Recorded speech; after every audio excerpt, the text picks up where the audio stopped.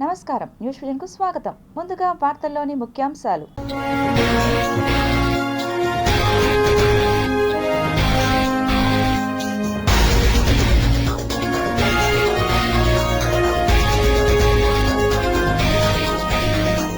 అమెరికాకు సుంకాల సెగ, సంచలన నిర్ణయం తీసుకున్న స్విట్జర్లాండ్, థాయిలాండ్ దేశాలు. చరిత్ర సృష్టించిన భారతీయ రైల్వే, విజయవంతంగా నడిచిన 4.5 కిలోమీటర్ల పొడవైన రైలు. ఘనంగా ప్రపంచ ఆదివాసీ దినోత్సవ వేడుకలు, సీఎం చంద్రబాబు గిరిజన మహిళలతో దింసా నృత్యం. విషాహారాలకు కేర్ ఆఫ్ అడ్రస్ గా తిరుపతి హోటళ్లు, నామమాత్రపు తనిఖీలు, కఠిన నిర్ణయాలు తీసుకోవడంలో లాలూచి.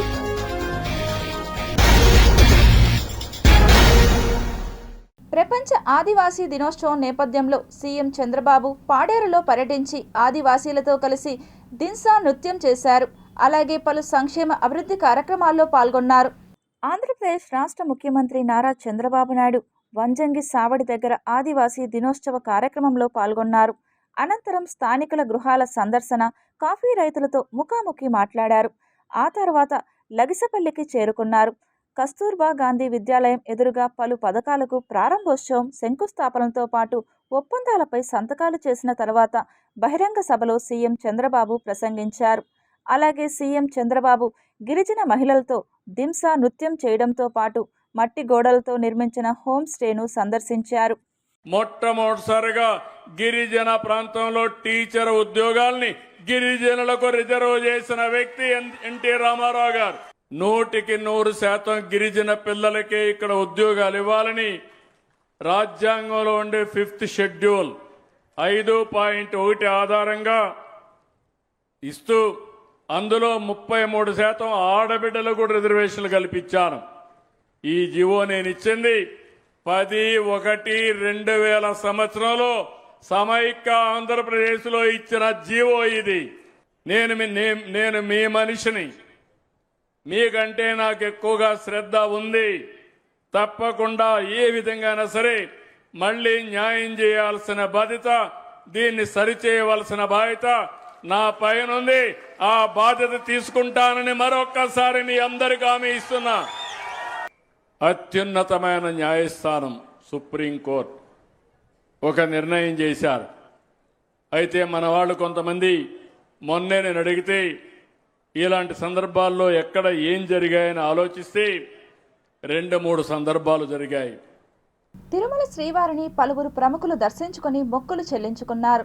తిరుమల శ్రీవారిని నైవేద్య విరామ సమయంలో మినిస్టర్ బాల వీరాంజనేయులు, ఆర్కే రోజా, MLC Kalyani, స్వచ్ఛాంధ్రప్రదేశ్ corporation chairman Pattabhiram దర్శించుకుని మొక్కులు చెల్లించుకున్నారు. ఆలయ అధికారులు వీరికి దర్శన ఏర్పాట్లు చేయగా ఆలయ అర్చకులు వేద ఆశీర్వచనాలతో తీర్థ ప్రసాదాలను అందించారు. దర్శనం అనంతరం వీరు ఆలయం వెలుపల మీడియాతో మాట్లాడారు. ఈరోజు దేవదేవుని దర్శనం చేసుకోవడం జరిగింది. ముఖ్యమంత్రి గారికి, రాష్ట్ర ప్రభుత్వానికి ఈ అభివృద్ధి చేసేందుకు, సంక్షేమాన్ని అందించేందుకు ఎటువంటి ఇబ్బందులు లేకుండా ముఖ్యమంత్రి గారి సంకల్పమైనటువంటి సర్వాంధ్ర సాధన P4ని విజయవంతం చేసే విధంగా చేయాలని చెప్పేసి మనస్ఫూర్తిగా ప్రార్థించాను. మన దేశంలో దేవస్థానానికి సంబంధించిన ట్రస్ట్ టీటీడీ బోర్డు నెంబర్ 1 బ్రహ్మాండంగా పిలిగ్రిమ్స్ బాగా వస్తున్నారు, ఆదాయం వస్తుంది, సౌకర్యాలు కూడా బాగానే చేస్తున్నారు. స్వామివారికి నా మొక్కు చెల్లించుకోవడం కోసం కాలినడకన తిరుమల రావడం జరిగింది. ఈరోజు తెల్లవారుజామున స్వామివారి దర్శనం చేసుకుని 10 కాలాల పాటు చంద్రబాబు నాయుడు గారి సారథ్యంలో ఈ రాష్ట్రంలో ఉన్నటువంటి 5 కోట్ల మంది ప్రజలు కూడా సుఖ సంతోషాలతో ఉండాలని. శ్రావణ మాసం శనివారం, శ్రవణ నక్షత్రం స్వామివారి జన్మ నక్షత్రం. సో ఈరోజు దర్శన భాగ్యం కలగటం మా అదృష్టంగా భావిస్తున్నాము. స్వామివారి ఆశీస్సులు మా కుటుంబానికి, రాష్ట్రంలో ఉన్న అందరికీ మరి ఎప్పుడు చల్లగా చూడాలి, ఆయుర ఆరోగ్యాలను ప్రసాదించాలి, సుఖ సంతోషాలతో ఉండేలాగా అందరినీ ఆశీర్వదించాలని మనస్ఫూర్తిగా కోరుకుంటున్నాను. తిరుపతి గిరిజన భవన్లో ప్రపంచ ఆదివాసీ దినోత్సవాన్ని ఘనంగా నిర్వహించారు. తిరుపతి గిరిజన భవన్లో నిర్వహించిన ప్రపంచ ఆదివాసీ దినోత్సవానికి ముఖ్య అతిథిగా జిల్లా కలెక్టర్ విచ్చేశారు.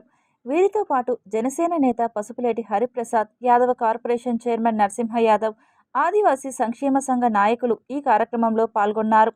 ఈ సందర్భంగా వారు మాట్లాడుతూ కేంద్ర రాష్ట్ర ప్రభుత్వాలు ఆదివాసీలకు అందిస్తున్న సంక్షేమ పథకాలను సద్వినియోగం చేసుకొని వారి జీవన స్థాయిని పెంచుకోవాలని తెలియజేశారు. ఆదివాసీ ఉత్పత్తులను, కళలను ప్రోత్సహించడంలో రాష్ట్ర ముఖ్యమంత్రి చంద్రబాబు నాయుడు, డిప్యూటీ సీఎం పవన్ కళ్యాణ్ ఎప్పుడూ ముందుంటారని ఈ సందర్భంగా వారు తెలియజేశారు. ఆదివాసులకు ఇవ్వాలనే ఉద్దేశంతో ప్రభుత్వం అడుగులు ముందుకు వేస్తా ఉంది. మీరు గమనించి ఉంటారు, మన ఉప ముఖ్యమంత్రి వర్యులు పవన్ కళ్యాణ్ గారు ఆదివాసీ ప్రాంతాలకు ఆయన వెళ్ళి ఈ మధ్యకాలంలో అక్కడ ఎక్కడైతే రోడ్లు లేవో ఎలక్షన్ ముందర ఏ వాటిని ప్రామిస్ చేశారో అక్కడ ఆదివాసులందరూ కూడా వాళ్ళు గర్భవతి తీసుకుపోవాలని కూడా వాళ్ళ కావడిలో మోసుకుని వెళ్ళాలి. అటువంటి ప్రదేశాలన్నింటినీ కూడా ఈరోజు పవన్ కళ్యాణ్ గారి రిక్వెస్ట్ మీద మన ముఖ్యమంత్రి గారు ఇమీడియట్ గా ఫండ్స్ తీసేసి ఆ యొక్క ప్రదేశాలకు కూడా రోడ్డు సౌకర్యం కల్పించడం జరుగుతూ ఉంది. వర్గాల కోసం పోరాటాలు చేసి హక్కుల కోసం పోరాడిన ఎందరో త్యాగమూర్తుల్ని మనం చూసాం. వాళ్ళందరినీ కూడా ఈ సందర్భంగా కూడా మనం ఫోటోలు పెట్టుకొని వాళ్ళు గౌరవించుకోవడం చూస్తూ ఉన్నాం. సందర్భంగా మన వర్గాల కోసం పాటుపడుతున్న ప్రపంచవ్యాప్తంగా కూడా ఎవరైతే మన వర్గాల కోసం ముందుండి పోరాడుతున్న ప్రతి ఒక్కరికి కూడా ఈ సందర్భంగా కూడా వాళ్ళ కృతజ్ఞతలు తెలియజేయడమే. మీరు గమనించినట్టయితే మొన్న గౌరవ మన విద్యాశాఖ మంత్రివర్యులు లోకేష్ గారు, అదేవిధంగా మన ముఖ్యమంత్రి వర్యులు కూడా దాన్ని పేరుని కొంచెం మార్చుతూ ఇంకా పెద్దదిగా షైనింగ్ స్టార్స్ కార్యక్రమం అనేది చేపట్టడం జరిగింది. సీమాంధ్ర పల్మనాలజిస్టుల అసోసియేషన్ రాష్ట్ర వార్షిక సదస్సు కరకంపాడి రోడ్లోని ప్రైవేట్ ఫంక్షన్ హాల్ నందు నిర్వహించగా ఈ కార్యక్రమానికి MLA Arani Srinivasulu, TTD board member Bhanuprakash Reddy, ప్రభుత్వ, ప్రైవేటు సంస్థలలోని ప్రముఖ డాక్టర్లు హాజరయ్యారు. మొదటి రోజు SV medical college, maternity, Ruia హాస్పిటల్స్లలో వర్క్షాప్ నిర్వహించగా రెండవ రోజు శనివారం ఆప్స్కాన్ 2025 చైర్మన్ డాక్టర్ ప్రేమానంద్, కార్యదర్శి సుబ్బారావులు విచ్చేసిన ప్రముఖులను ఆహ్వానం పలికారు. ఈ కార్యక్రమంలో SVIMS VC RV Kumar, doctor Pasupuleti Hariprasad, MLC doctor Sipai Subrahmanyam, Ruia superintendent doctor Radha, SV medical college principal Raviprabhu తదితర ప్రముఖులు పాల్గొన్నారు. ఆదివారం కూడా ఈ సదస్సు కొనసాగుతుంది. Andhra Pradesh pulmonologist association APSA annual conference, 6th annual conference తిరుపతిలో ఆశా కన్వెన్షన్ సెంటర్లో జరుపుకున్నాము. నా పేరు doctor Subbarao, pulmonologist, organising secretary for this APSACON and secretary of APSA state. So ఈరోజు కార్యక్రమంలో మనకి ఇక్కడ గత సంవత్సరంలో జరిగిన ఊపిరితిత్తుల వ్యాధుల గురించి కొత్త అధ్యయనాలు, వాటి వలన వచ్చిన రిజల్ట్స్ అవన్నింటినీ కూడా కూలంకుషంగా, లంగ్ డిసీజ్ అన్నిటి గురించి కూడా 2 రోజులు కూలంకుషంగా అధ్యయనం, లెక్చర్స్, గ్రూప్ డిస్కషన్స్, అలాగే ప్యానల్ డిస్కషన్స్ జరుగుతాయి. రాఖీ పండుగను పురస్కరించుకొని జనసేన పార్టీ వీర మహిళలు ఎమ్మెల్యే ఆరణి శ్రీనివాసులు నివాసంలో ఎమ్మెల్యేకి రాఖీ కట్టి శుభాకాంక్షలు తెలియజేశారు. జనసేన పార్టీ వీర మహిళలు ఆకేపాటి సుభాషిణి, తోట జయంతి, రాధా, శాంతి యాదవ్, అమృత, శిరీష, లావణ్య, వరలక్ష్మి తదితరులు జనసేన పార్టీ కార్యాలయంలో ఎమ్మెల్యే ఆరణి శ్రీనివాసులకి రాఖీ కట్టారు.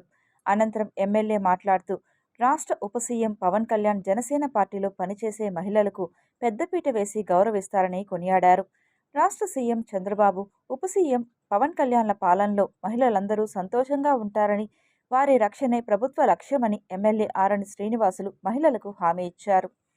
తిరుపతి ఆధ్యాత్మిక క్షేత్రాన్ని పేరు గొప్ప ఊరు దిబ్బ అన్న చందంగా తయారు చేస్తున్నారని, కూటమి ప్రభుత్వ తీరుపై వైఎస్ఆర్ కాంగ్రెస్ పార్టీ తిరుపతి నియోజకవర్గ సమన్వయకర్త భూమన అభినయ్ రెడ్డి మండిపడ్డారు. ప్రస్తుతం స్థానిక సుందరయ్య నగర్ ధోబీఘాట్ 44వ వార్డులో ఉన్నాం. ఇక్కడ ఉన్నటువంటి ఒక డంప్ని వైఎస్ఆర్ కాంగ్రెస్ పార్టీ శ్రేణులను అందరూ కూడా వర్షంలో పరిశీలించడం జరిగింది. దానికి ప్రధానమైనటువంటి కారణం ఇలాంటి చెత్త కుప్పల్ని ఎప్పటికప్పుడు తొలగించకపోవడం కారణంగా వర్షంలో ఇవన్నీ కూడా ఈ పక్కన ఉన్నటువంటి కాలువల్లో కొట్టుకుపోయి ప్రధాన కాలువలన్నీ బ్లాక్ అయ్యి చిన్నపాటి వర్షానికే నగరం అంతా కూడా మునిగిపోయేటటువంటి పరిస్థితులు వస్తున్నాయి. గతంలో ఈ సమస్యకు పరిష్కారంగా ఉన్న పారిశుద్ధ్య సిబ్బంది 960 మంది ఏమాత్రం సరిపోరు. దీంట్లో కేవలం 700 నుంచి 730 మంది మాత్రమే రోజు పనిచేస్తున్నారు.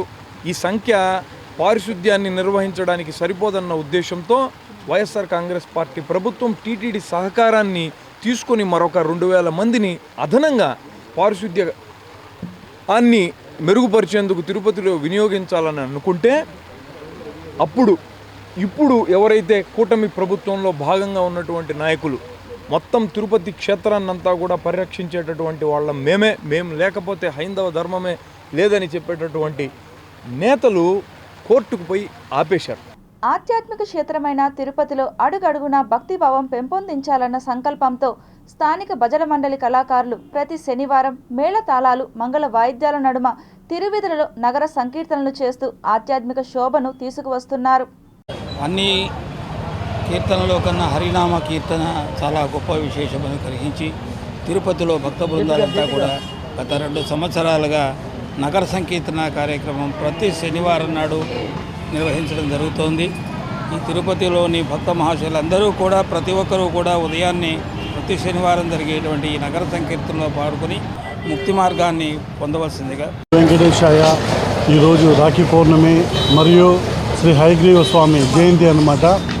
జ్ఞానానందమయం దేవం నిర్మల స్ఫటికాకృతం ఆధారం సర్వ విద్యానాం హయగ్రీవం ఉపాస్మహే. ఈరోజు చాలా ప్రత్యేకమైన రోజు. నగర సంకీర్తన భాగంగా 4 మాడ వీధులు తిరగడం చాలా సంతోషంగా ఉందండి. నగర సంకీర్తన తెల్లారి 5 గంటల నుంచి 7 గంటల వరకు జరుగుతుంది. అందరూ వచ్చి బాగా పాల్గొంటున్నారు. కానీ ఇక్కడికి వచ్చిన తర్వాత చాలా బాగుంది. తిరుపతి రైల్వే స్టేషన్ ముందు ఉన్న విష్ణు నివాసం వద్ద శ్రీవారి భక్తులపై ఆటో డ్రైవర్లు దాడి చేయడం హేయమైన చర్యని, దీనిని ఖండిస్తూ హిందూ చైతన్య వేదిక తిరుపతి ఎస్పీ కార్యాలయంలో వినతి పత్రం సమర్పించి వారిపై కఠినమైన చర్యలు తీసుకోవాలని కోరారు. తిరుపతిలో యాత్రికుల మీద దాడి చేసినటువంటి వ్యక్తులు కానీ సంస్థలు కానీ వాళ్ళ మీద కఠిన చర్యలు గతం నుంచి తీసుకుంటూ ఉన్నారు. గత కొంతకాలంగా యాత్రికుల మీద ప్రధానమైనటువంటి దృష్టి పెడుతున్నామని చెప్తున్నారే కానీ అంత వ్యవస్థ తిరుపతి రైల్వే స్టేషన్ దగ్గర లేదనేది నిన్న జరిగిన సంఘటన వల్ల తెలుస్తోంది. ఎవరైతే ఈ దాడి చేస్తూ ఉన్నారో వీళ్ళు తిరుపతికి సంబంధించిన వాళ్ళు కాదనేది మా యొక్క అభిప్రాయం. తిరుపతికి సంబంధించిన వాళ్ళైతే ఇటువంటి దాడులు చేయరు. వాళ్ళకి తెలుసు అనుభవాలు.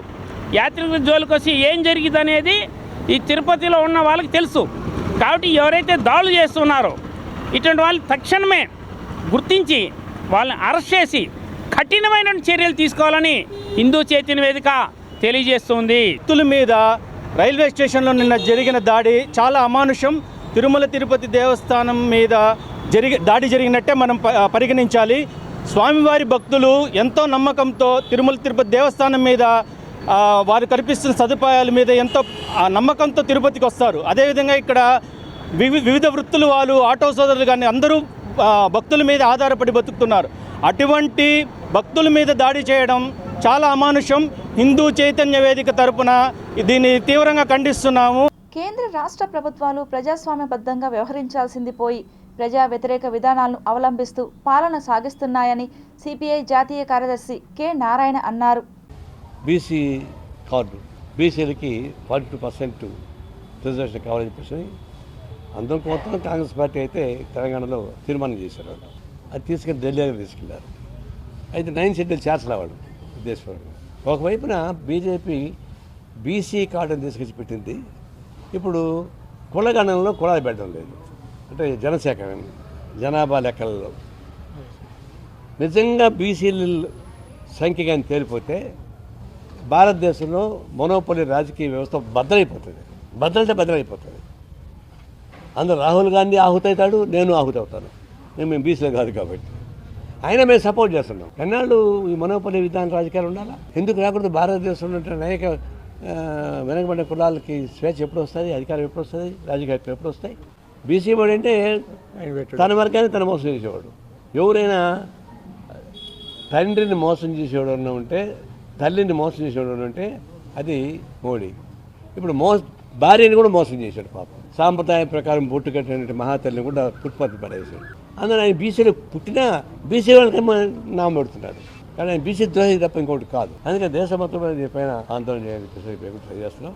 2029 కంతా బీసీల కులగాన్ని పూర్తి చేసి రిజర్వేషన్ దాని ప్రకారం మార్చి 42% వాళ్ళ గురించి రాజ్యాంగపరంలో పోటీ చేయడానికి అసెంబ్లీకి పార్లమెంట్కి హక్కు కల్పించే విధంగా మేము ఉద్యమాలు సాగించడానికి మా ప్రయత్నం చేస్తున్నాం.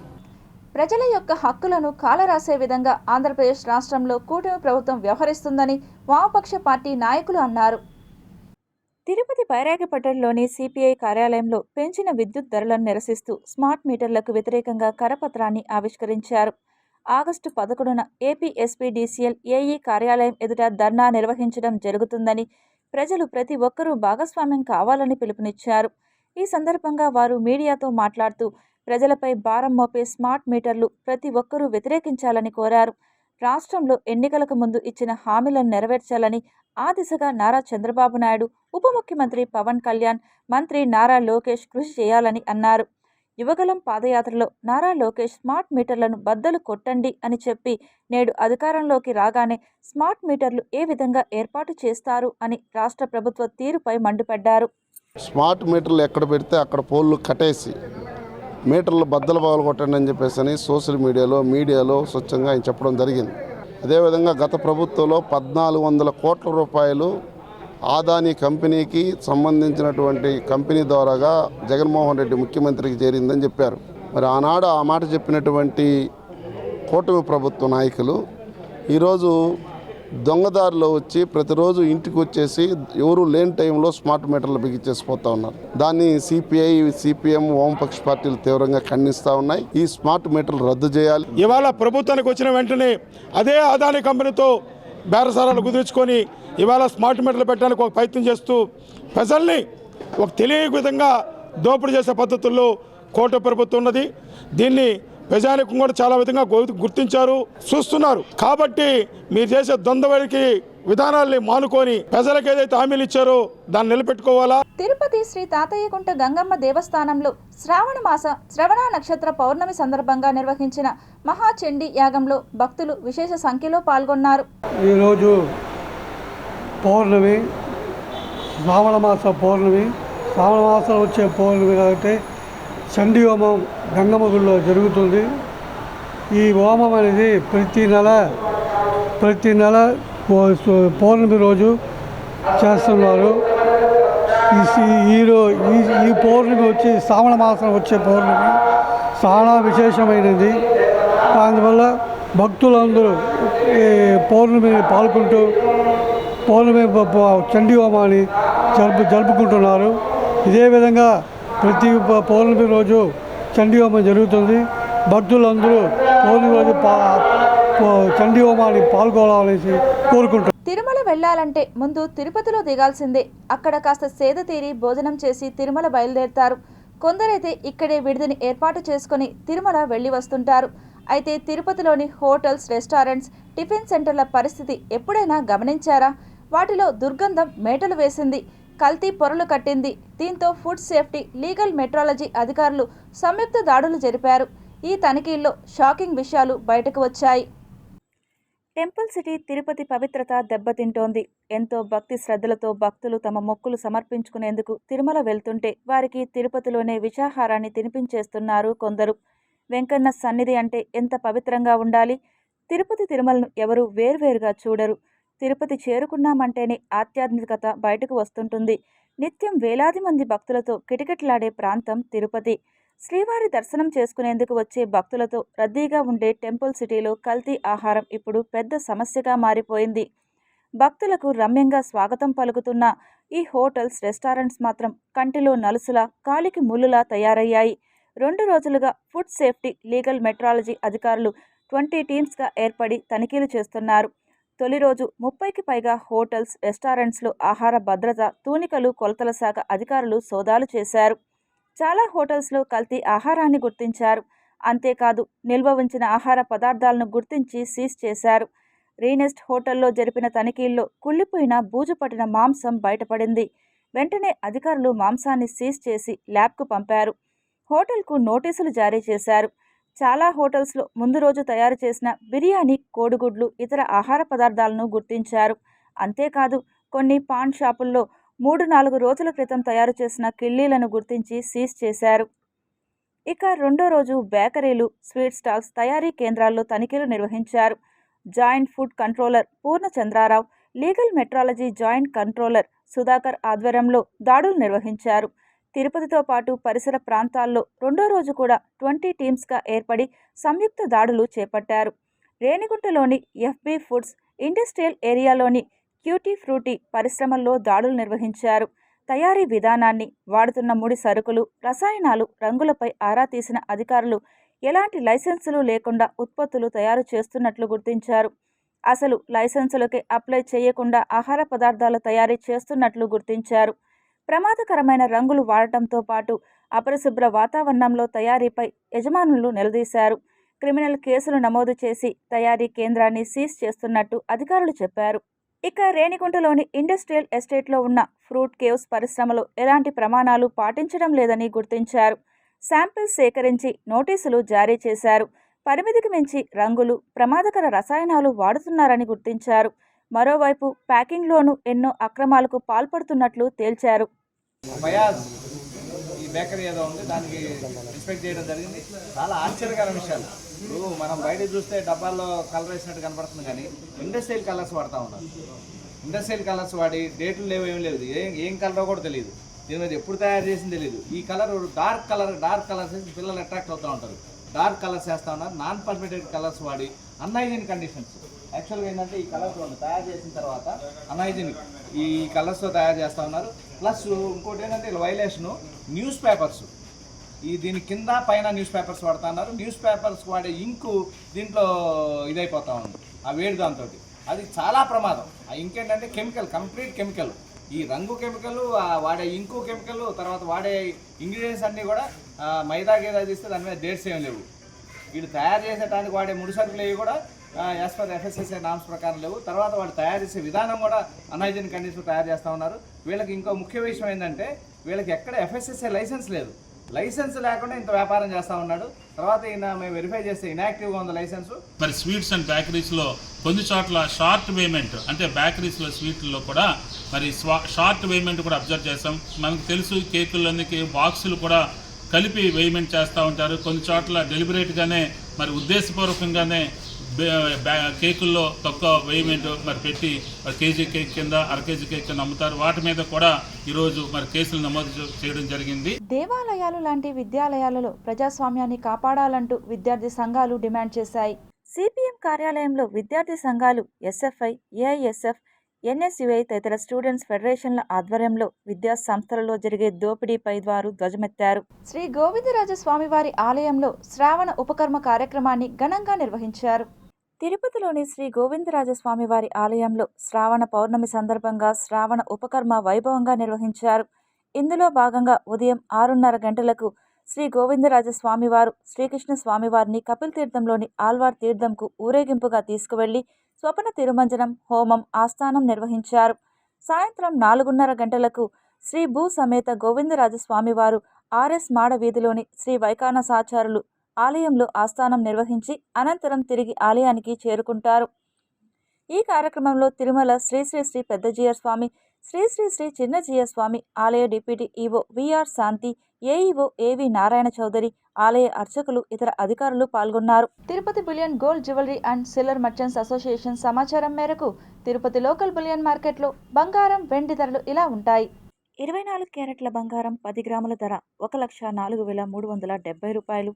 22 క్యారెట్ల బంగారం 1 గ్రాము ధర 9,445 రూపాయలు. వెండి 1 కేజీ ధర 1,18,600 రూపాయలు. రీటైల్ వెండి 1 గ్రాము ధర 121 రూపాయల 60 పైసలుగా ఉంటుంది. వార్తలు ముగించే ముందు ముఖ్యాంశాలు మరోసారి చూద్దాం.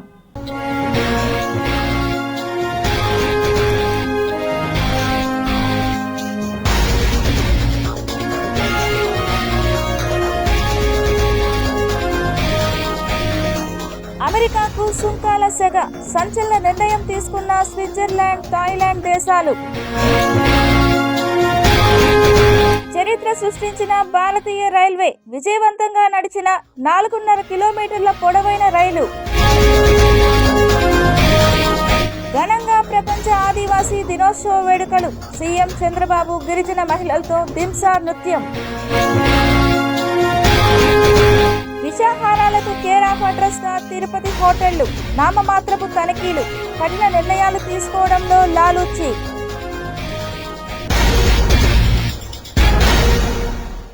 ఈ వార్తలు ఇంతటితో సమాప్తం. సమగ్ర సమాచారంతో నెక్స్ట్ విషయంలో మళ్ళీ కలుద్దాం. అంతవరకు సెలవు. నమస్కారం.